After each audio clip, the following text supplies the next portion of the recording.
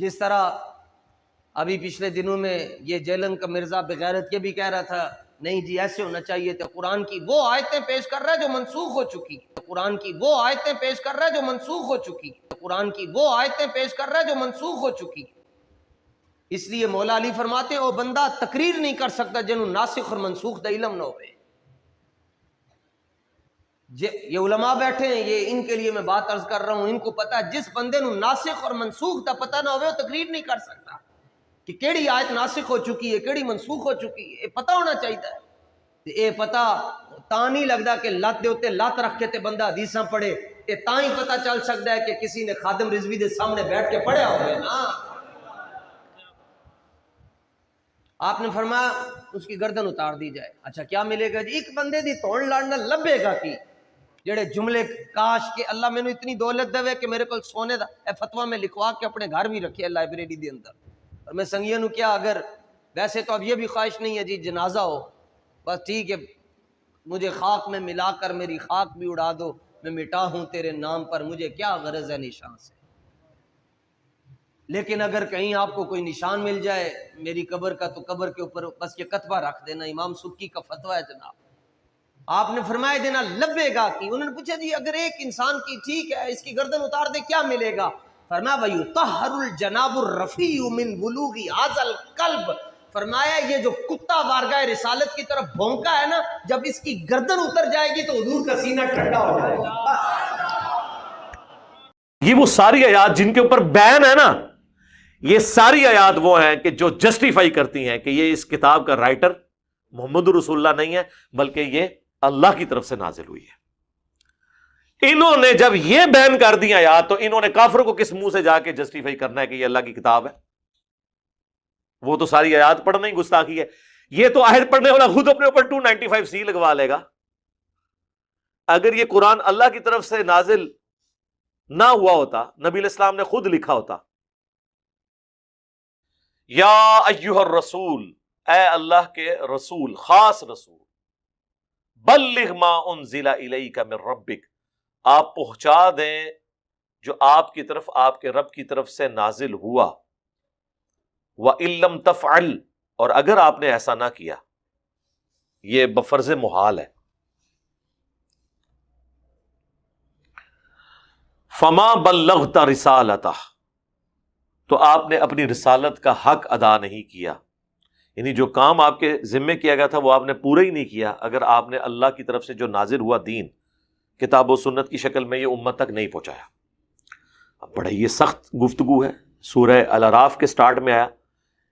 کہ جن لوگوں کی طرف ہم نے پیغمبروں کو بھیجا ہم ان سے بھی پوچھیں گے اور پیغمبروں سے بھی پوچھیں گے کہ انہوں نے اپنا کام کیا یا نہیں۔ اللہ کے سامنے تو سارے اکاؤنٹیبل ہیں، جواب دہ ہیں۔ اس آیت کے کانٹیکسٹ میں اہل تشیع کا کہنا یہ ہے کہ یہ آیت غدیر خم پہ نازل ہوئی اور یہ پہنچانے سے مراد سیدنا علی کی ولایت کا اعلان تھا، من کنت مولاہ فہذا علی مولا۔ میرے بھائی تعویل خاص کے اعتبار سے تو سب سے پہلے جو نبی علیہ السلام پہ نازل ہوا پہنچانے کے لیے وہ تو یہ کتاب ہے جس سے آپ کوسوں دور ہوئے ہوئے ہیں۔ اہل بیت کی محبت میں آپ وہ عقیدے ان کے ساتھ منسوب کر رہے ہیں جو قرآن میں لکھے نہیں ہوئے، نہ اہل بیت کی تعلیمات ہیں۔ تو یہ جس جگہ بھی نازل ہوئی ہو اس سے کوئی فرق نہیں پڑتا، نبی علیہ السلام کو جو کچھ اللہ نے بتایا وہ آپ نے آگے پہنچا دیا۔ واللہ یعصمک من الناس، اور اللہ آپ کو لوگوں کے شر سے بچائے گا، یعنی لوگوں کے ڈر سے یا لوگوں کے ناراضگی کے خوف سے آپ نے حق بات کہنے سے نہیں شرمانا، آپ نے حق بات کر دینی ہے۔ بخاری مسلم میں تو یہاں تک آیا، اما عائشہ کہتی ہیں کہ حضور علیہ السلام تو حق بتانے میں کوئی بخیل نہیں تھے، اگر آپ نے قرآن سے کوئی آیت چھپانی ہوتی تو سورہ تحریم کی آیات وہ چھپا لیتے جو نبی علیہ السلام کی بیویوں کے حوالے سے وہ نبی علیہ السلام نے اپنے اوپر شہد حرام کر لیا تھا، لیکن آپ نے تو اچھا ہمارے یہاں پہ بریلوی مکتب کے لوگ اور اہل تشیع یہ سمجھتے ہیں کہ قرآن کی وہ آیات جن میں اللہ نے اپنے نبی کے اوپر بظاہر غصہ فرمایا ہے یا غضب کا اظہار کیا ہے، یہ غضب پنجابی والا نہیں عربی والا، ناراضگی کا، ان آیات کا درس دینا ہی حرام ہے، بارِ شریعت کے شروع میں لکھا ہوا ہے۔ حالانکہ ہمارے پاس سب سے بڑا ثبوت کہ اس قرآن کا رائٹر محمد رسول اللہ نہیں بلکہ یہ اللہ کی طرف سے نازل ہوئی ہے، وہ آیات ہیں جن آیات میں نبی علیہ السلام کے ساتھ اس لیول کی گفتگو ہوئی ہے۔ قل انی اخاف ان عصیت ربی عذاب یوم عظیم، اے نبی تم فرماؤ کہ اگر میں نے بھی اپنے رب کی نافرمانی کی تو بڑے دن کا عذاب مجھے بھی آ پکڑے گا۔ سر یہ اگر کتاب رسول اللہ نے خود لکھی ہوتی تو اپنے بارے میں یہ آیت لکھتے؟ اگر یہ رسول اللہ نے خود کتاب لکھی ہوتی تو قرآن میں یہ آیت ہوتی، قل ارائیتم ان اہلکنی اللہ ومن معی او رحمنا، اے نبی تم فرماؤ کہ اگر اللہ مجھے ہلاک کر دے یا میرے ساتھیوں کو، تو بتاؤ کافر کس زوم میں ہیں، ان کو عذاب سے کون بچا سکتا ہے؟ قرآن میں یہ آیت ہوتی سورہ بنی اسرائیل کی کہ نبی قریب تھا کہ تم بھی کافروں کی طرف جھک جاتے اگر ہم تمہارا دل مضبوط نہ کرتے، اور اگر ایسا ہو جاتا تو ہم تمہیں دنیا میں بھی دگنا عذاب دیتے اور آخرت میں بھی ہمارے عذاب سے اے نبی تمہیں بچانے والا کوئی نہ ہوتا۔ یہ آیت سورہ بنی اسرائیل میں ہوتی اگر اس کتاب کا رائٹر محمد رسول اللہ ہوتے صلی اللہ علیہ وسلم۔ سورۃ الحاقہ میں یہ آیت ہوتی کہ اگر یہ نبی اپنی خواہش نفس سے کوئی بات بیان کر دیں جو ہم نے ان کی طرف وحی نہیں کی ہے تو ہم ان کا دایاں ہاتھ پکڑ کے ان کی شہرت کاٹ دیں، اور کوئی تم میں ایک بھی ایسا نہ ہو جو ہمیں روک سکے اور نبی کو بچا سکے، ہم ان کی شہرت کاٹ دیں۔ اتنی سخت آیات قرآن کی۔ پھر آیا کہ اے نبی تمہیں تو کوئی امید نہیں تھی کہ تمہاری طرف اللہ کی طرف سے وحی نازل ہوگی، یہ تو ہمارا فضل ہے، ہم چاہیں تو اس کو لے کے بھی جا سکتے ہیں۔ اتنی سخت۔ سورۃ الاحقاف میں اے نبی تم فرماؤ میں کوئی نیا رسول نہیں ہوں، مجھ سے پہلے بھی اور رسول گزرے اور مجھے تو یہ بھی نہیں پتا کہ خود میرے ساتھ کیا ہوگا۔ اتنی سخت آیات۔ یہ وہ ساری آیات جن کے اوپر بین ہے نا، یہ ساری آیات وہ ہیں کہ جو جسٹیفائی کرتی ہیں کہ یہ اس کتاب کا رائٹر محمد رسول اللہ نہیں ہے بلکہ یہ اللہ کی طرف سے نازل ہوئی ہے۔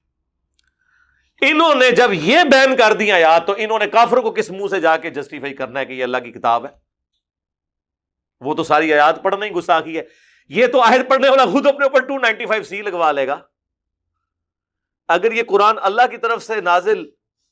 نہ ہوا ہوتا، نبی علیہ السلام نے خود لکھا ہوتا، تو یہ جو آیت مبارکہ ہے، اے نبی تم فرماؤ کہ سورۃ الاعراف کے اندر نہ تو میں غیب جانتا ہوں، اگر میں غیب جان لیتا تو خیر کثیر جمع کر لیتا، نہ میں تمہارے نفع کا مالک ہوں نہ تمہارے نقصان کا، میں تو خود پابند ہوں اس وحی کا جو اللہ کی طرف سے کی جاتی ہے، میں تو ڈر سنانے والا ہوں۔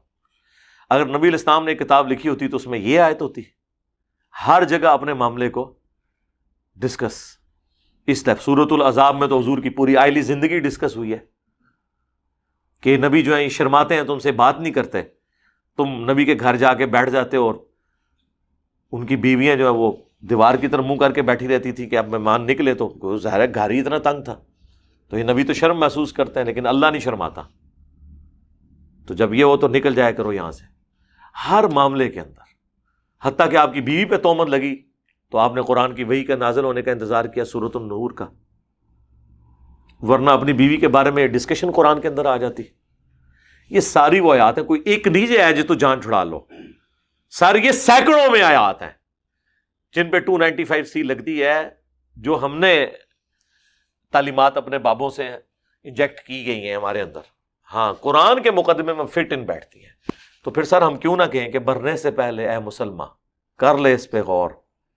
کتابوں کا خدا اور ہے، بابوں کا خدا اور، کتابوں کا نبی اور ہے، بابوں کا نبی اور۔ مانتے تو اسی خدا اور نبی کو ہیں لیکن ان کوالٹیز کے ساتھ نہیں جو قرآن میں آئی ہیں، بلکہ ان تعلیمات کے ساتھ جو ان کے